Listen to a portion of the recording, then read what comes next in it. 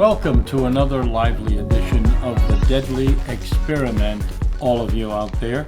Rick Adams, your host and producer, and this week we are actually continuing from a program we began last week dealing with these drills that become terror attacks and various and sundry criminal activities, racial attacks as it has been called in the case of this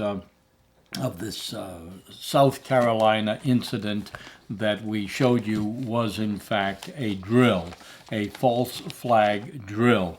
This week we're going to continue to pursue an analysis of all of this because week by week we are now experiencing a frequency and a rapidity of these various crime scenes that in most cases are just arranged or staged hoaxes, as we have shown you.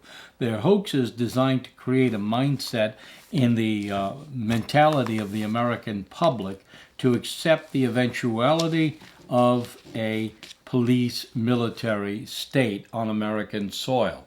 You know, the last time we had that was during the War of Northern Aggression, the so-called Civil War. And what we actually experienced then was a total conflict and a lockdown on America. We, from that, had the new legislation passed affecting posse comitatus, so that we would never see military actually occupying cities and towns, civilian centers of life in America again. Although we did see that. We saw it illegally again with Waco, Texas, and we have just gone on the first anniversary, rather not the first anniversary, but the anniversary of the Waco massacre in which 17 children were killed and a number of others were seriously wounded and burned to death. The fact of the matter is that posse comitatus is a prohibition on that sort of occupation.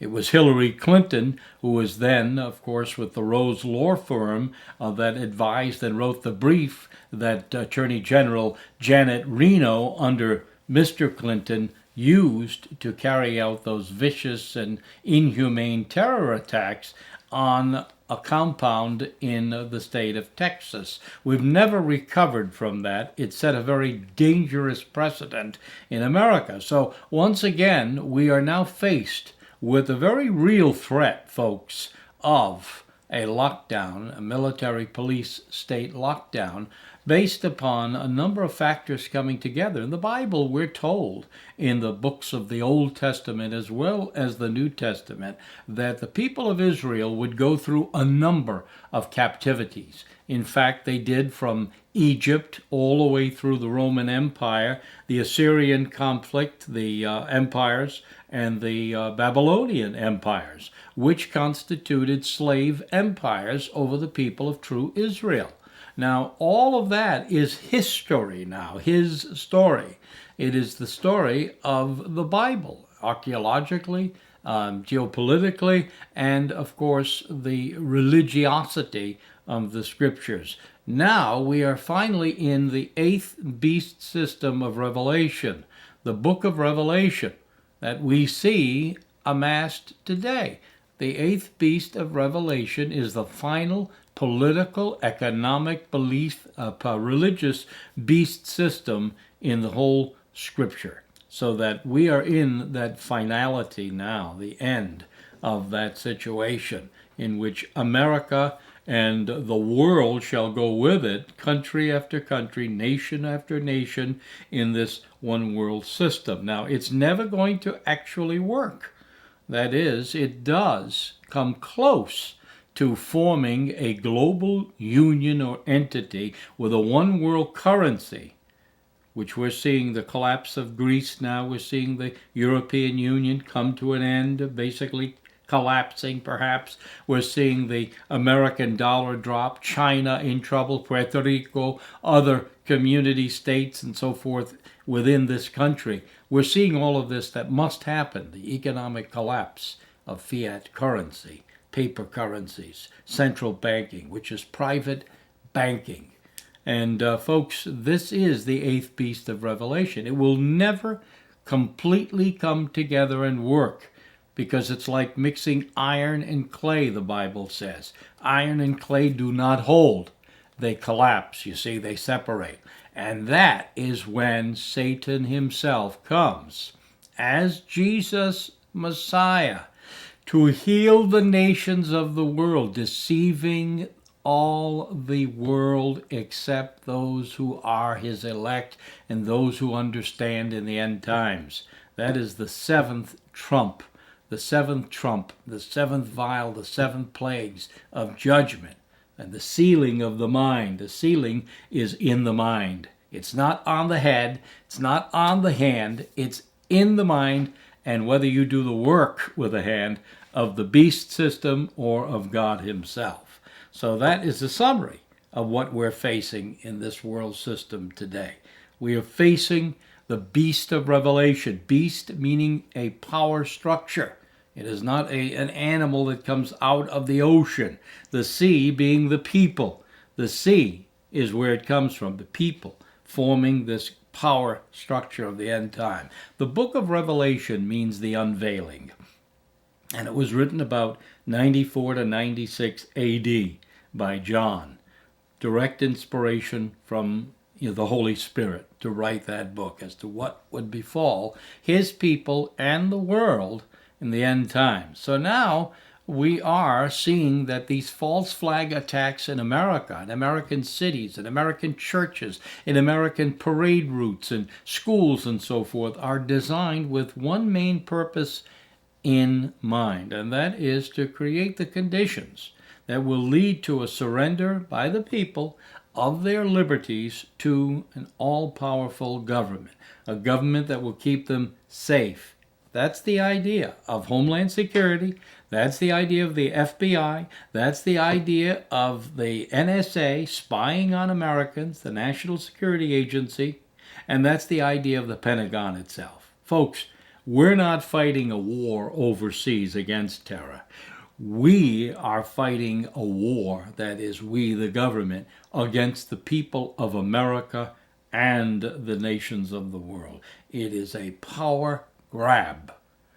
Think about it as a power grab. It's historically repetitious of what happened in the ancient Roman Empire, what happened to the people of true Israel when they went into Assyrian captivity, and they came out known as the Caucasian Israelites, crossing over north of the Caucasian Mountains and becoming the 10 tribes of Israel. The other two, of course, we know went into Babylonian captivity. Judah and Benjamin, they too are in this world situation of Europe, America, Australia, New Zealand, all of these countries of the world. It's interesting to note that what's happening in Greece right now is a forerunner of what is going to happen here in America shortly. It could happen within the next few months. And if it does, we know the time is even shorter than we thought. If not, next year at the latest. It will come between the months of July and November. We will see action taking place. Now, the Bible tells us that this is the time when things are going to happen. Pray not your flight be in winter, but it be in summer, meaning don't take on the false Christ, the false Messiah, but the real Jesus. The false Messiah will come as a thief in the night himself, deceiving the world, making people think he is the Christ. But he's not going to be the Jesus. He's going to be the false Jesus, you see, healing the nations of the world. Now, last week we were talking about and showing you how this latest episode that happened supposedly in Charleston, South Carolina, with the pastor and others in this church supposedly being gunned down by this young man with this name that we referred to last week, Storm Front, as an allegorical reference. Name, of course, was Dylan Roof, supposedly, and Dylan Storm Roof, of course, a takeoff on Storm Front, which is supposed to be a white supremacist organization. And the man, Mr. Kyle Hunt, a member of that organization, recently helping to produce a number of videos on YouTube as well as other venues. So you see, there is a Homeland Security plan to lock down America and to keep her safe. From whom? Well, that's the question. The people who break the windows in the neighborhood are now offering protection money. And if you give them the authority, they'll protect you from the kids or vandals that are breaking the windows in your home. The only problem is they're the people who are breaking the windows. See, it all adds up. It's the story of La Cosa Nostra, the mob. Right now, we're going to show you exactly how the Federal Bureau of Investigation has conducted crime and criminal activity, falsely blaming people for crimes, some of them paid to assume the role as would-be terrorists as part of this continuing illusion that America is under attack from ISIS, America is under attack from the Taliban, America is under attack from Al-Shabaab, America is under attack from Khorasan, and a host of other new groups that have been created by Al-Qaeda. Right now, this video that we've helped to prepare showing you how the FBI has indeed engaged in terror plots.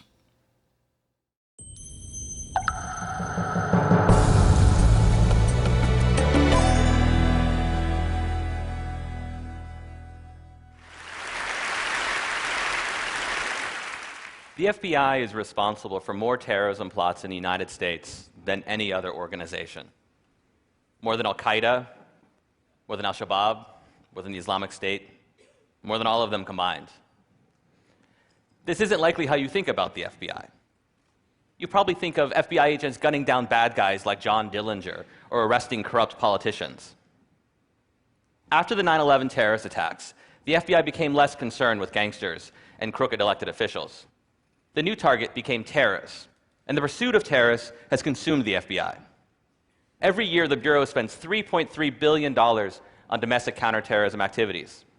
Compare that to just $2.6 billion combined for organized crime, financial fraud, public corruption, and all other types of traditional criminal activity.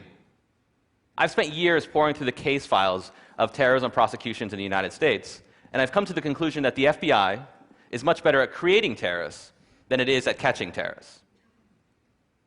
In the 14 years since 9/11, you can count about 6 real terrorist attacks in the United States. These include the Boston Marathon bombings in 2013, as well as failed attacks, such as the time a man named Fajr Shahzad tried to deliver a car bomb to Times Square. In those same 14 years, the Bureau, however, has bragged about how it's foiled dozens of terrorism plots. In all, the FBI has arrested more than 175 people in aggressive undercover counterterrorism stings. These operations, which are usually led by an informant, provide the means and opportunity, and sometimes even the idea, for mentally ill and economically desperate people to become what we now term terrorists. After 9/11, the FBI was given an edict. Never again. Never another attack on American soil. FBI agents were told to find terrorists before they strike. To do this, agents recruited a network of more than 15,000 informants nationwide, all looking for anyone who might be dangerous. An informant can earn $100,000 or more for every terrorism case they bring to the FBI. That's right, the FBI is paying mostly criminals and con men 6 figures to spy on communities in the United States, but mostly Muslim American communities. These informants nab people like Abu Khalid Abdul Latif and Wali Mujahid. Both are mentally ill. Abdul Latif had a history of huffing gasoline and attempting suicide. Mujahid had schizoaffective disorder. He had trouble distinguishing between reality and fantasy. In 2012, the FBI arrested these 2 men for conspiring to attack a military recruiting station outside Seattle with weapons provided, of course, by the FBI. The FBI's informant was Robert Childs, a convicted rapist and child molester who was paid $90,000 for his work on the case. This isn't an outlier. In 2009, an FBI informant who had fled Pakistan on murder charges led 4 men in a plot to bomb synagogues in the Bronx. The lead defendant was James Cromedy, a broke Walmart employee with a history of mental problems. And the informant had offered him $250,000 if he participated in that plot. There are many more examples. Today, The Intercept published my new story about a counterterrorism sting in Tampa involving Sammy Osmakash, a young man who was living near Tampa, Florida. Osmakosh also had schizoaffective disorder. He too was broke, and he had no connections to international terrorist groups. Nonetheless, an FBI informant gave him a job, handed him money, introduced him to an undercover agent posing as a terrorist, and lured him in a plot to bomb an Irish bar. But here's what's interesting. The lead undercover agent, you can see him in this picture with his face blurred, would go back to the Tampa field office with his recording equipment on. Behind closed doors, FBI agents admitted that what they were doing was farcical. A federal judge doesn't want you to hear about these conversations. He sealed the transcripts and placed them under a protective order in an attempt to prevent someone like me from doing something like this. Behind closed doors, the lead agent, the squad supervisor, described their would-be terrorist as a retarded fool who didn't have a pot to piss in. They described his terrorist ambitions as wishy-washy and a pipe dream scenario. But that didn't stop the FBI. They provided Sami Osmakosh everything he needed. They gave him a car bomb. They gave him an AK-47. They helped him make a so-called martyrdom video. And they even gave him money for a taxi cab so he could get to where they wanted him to go. As they were working the sting, the squad supervisor tells his agents he wanted a Hollywood ending. And he got a Hollywood ending. When Sami Osmakosh attempted to deliver what he thought was a car bomb, he was arrested, convicted, and sentenced to 40 years in prison. Sami Osmakosh isn't alone. He's one of more than 175 so-called terrorists for whom the FBI has created Hollywood endings. US government officials call this the war on terror. It's really just theater, a national security theater, with mentally ill men like Sami Osmakosh, unwitting actors in a carefully choreographed production brought to you by the FBI. Thank you.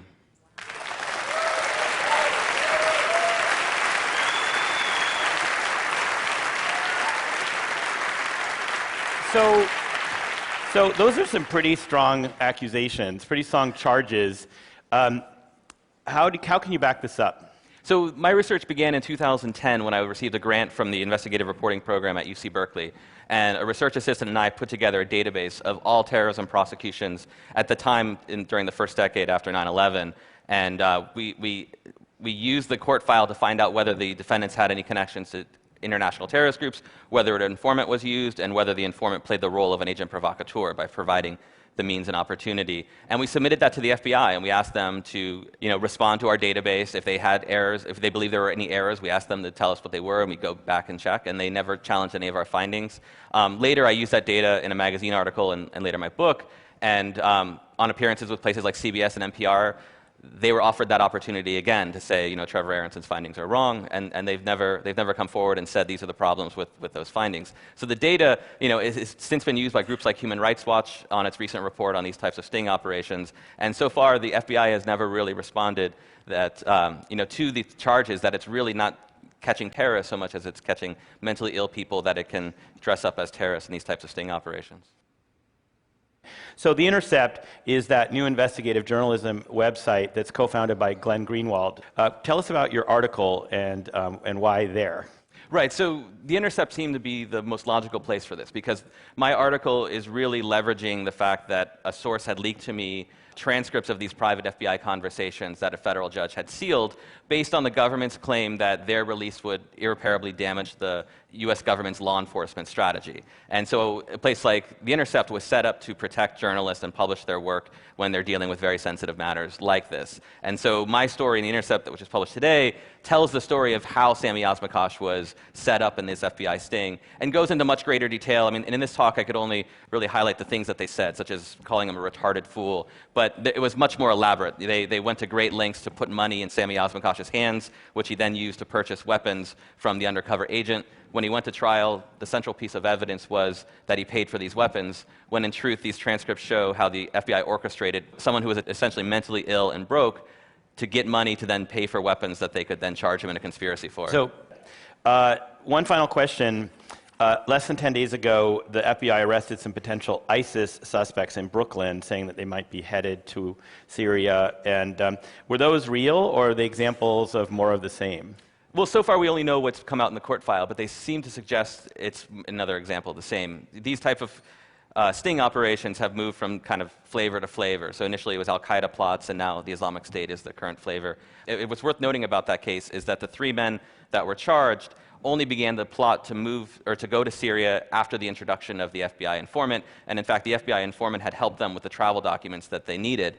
In kind of a comical turn in that particular case, one of the defendant's mother had found out that he was interested in going to Syria and had hid his passport. So it's unclear that even if he showed up at the airport that he ever could have gone anywhere. And, so yes, there are people who might be interested in joining the Islamic State in the United States, and those are people that the United States government should be looking at to see if they're interested in violence here. In this particular case, given the evidence that's so far come out, it does suggest that the FBI made it possible for these guys to move along in a plan to go to Syria when they were never close to that in the first place. Thanks a lot. That's Great, amazing. Thank you so much. Thank you.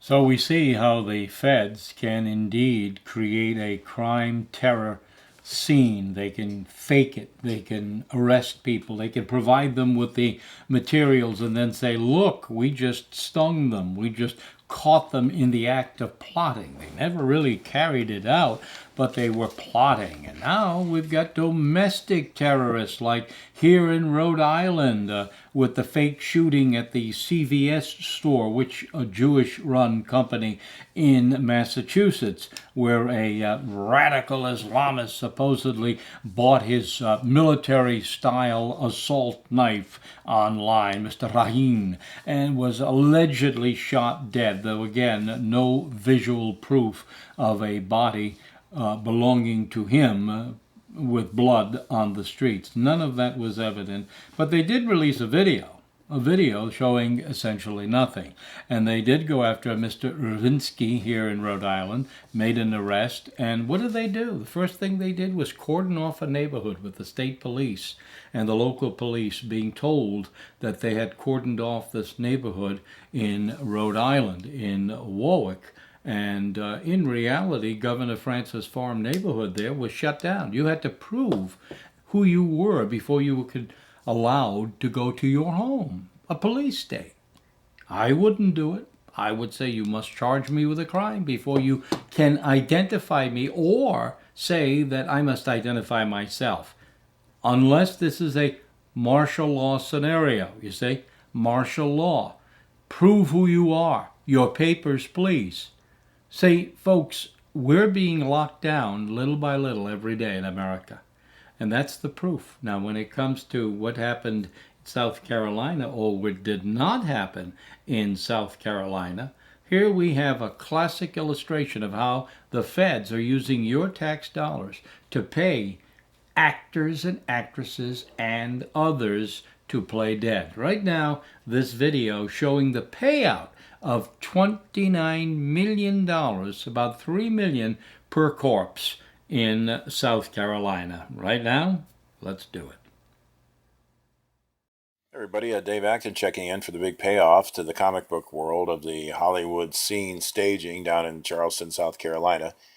You know what? Maybe there are 9 corpses at the Charleston church, but why would a shooter have to reload 5 times? And couldn't you overpower this kid when he was reloading after you saw the first 2 people get their brains splattered on the wall? You couldn't take any action while he's reloading. It takes 5 or 6 seconds to reload for an amateur shooter. So that is a big head scratcher for me. But as I say, there may be 9 victims, but 10 round magazines, 5 reloads, that's 50 rounds. Were there 50, 45 caliber rounds sprayed around in that church? Really? I'd like to see a picture of that. So now that we're giving our tax money to this, $29 million, are we going to get any entertainment value of seeing actual bullet holes and seeing any evidence? Or is this just all sweep it under the rug, it's taken care of, we don't need any follow-up investigations? And that's what it sounds like to me. We don't deserve to get any entertainment value. So if you go to the Department of Justice website, what is this $29 million going to be spent on? According to their previous programs, crisis counseling, follow-up therapy, group treatment support, shelter, information referral, criminal justice support, emergency financial assistance, emergency legal advocacy. That's a hell of a lot of crisis counseling. That's all I can say. That's a lot of crisis counseling. So what is that? $3 million a family, approximately. So how much counseling can you get? Now, from a propaganda payoff perspective, it sounds about right. And so what is propaganda? I don't know. Here's a really interesting video. Why is America in decline? The horrific decline and crash of the United States.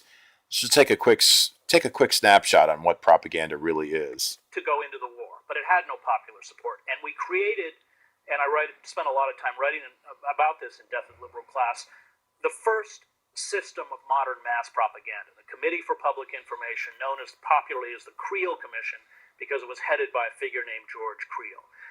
Now, the Committee for Public Information and the sort of dark figure, the Grand Inquisitor type figure, becomes Walter Lippmann, who ends up writing a public opinion in 1922, sort of the blueprint for control. Manufacturing consent is his phrase. And it's how you use propaganda effectively to manufacture consent. And you don't actually need the harsher measures of the Espionage Act and the Sedition Act, except for the most recalcitrant forces. So there you have it. This is all part of manufacturing consent. So we had this shooting. We all feel terrible. We're going to give the victims close to $3 million a family. And then, of course, South Carolina will start passing draconian gun laws. This is how it's manufactured. This is how it's done with propaganda. Again, there might be 9 corpses there. That's immaterial. What's interesting is the propaganda aspects of all of this debacle. Till next time, reporting in, this is Dave Acton. Well, ladies and gentlemen, children of all ages, I think we've had enough convincing, don't you? What are you going to do when someday, like it's already happened in Greece, could be any day, the banks are given an ultimatum and an executive order is issued by Mr. Dictator Obama, like the Supreme Court likes to make laws now. The federal government says the banks are closed and you're not going to be able to get your cash until we reopen them. They did it in 1934. Remember, when Roosevelt was installed as President of the United States then, they passed the Gold Reserve Act. And what they did with the Gold Reserve Act was to demand the American public turn in their gold to the government, to the federal banks, the Federal Reserve, not the bank, not the federal government. You see, a private core of central banking conglomerates. So the Rothschild cabal, the synagogue of Satan, managed to get the gold, and you got the script instead. It was a pretty good deal, huh? They took the gold, the real money, and said, we needed it, otherwise we could not solve the Great Depression. My goodness, oh my goodness, just trust us and we'll give you your freedom. Well, they took our freedom, they enslaved the free, and that's exactly where we are today. Friends, we're a slave nation. We're in debt to the banks. You don't own your home, you're in debtor's prison. You might as well put bars on the walls all around you and say that you, like the government, are hopelessly in debt. And that's the fact of the matter. If you don't believe it, just see what happens when you try to make a deal in the marketplace and think you own your home and not pay the taxes on it, or the debt, or the mortgages, or the lines of credit, or anything else. You don't own a thing. Not even the shirt on your back, in most cases. Friends, it's enslavement time, getting closer to the end of this age. That's it for today's edition of The Deadly Experiment. Rick Adams, your host, and again I say, may Yahweh bless his elect.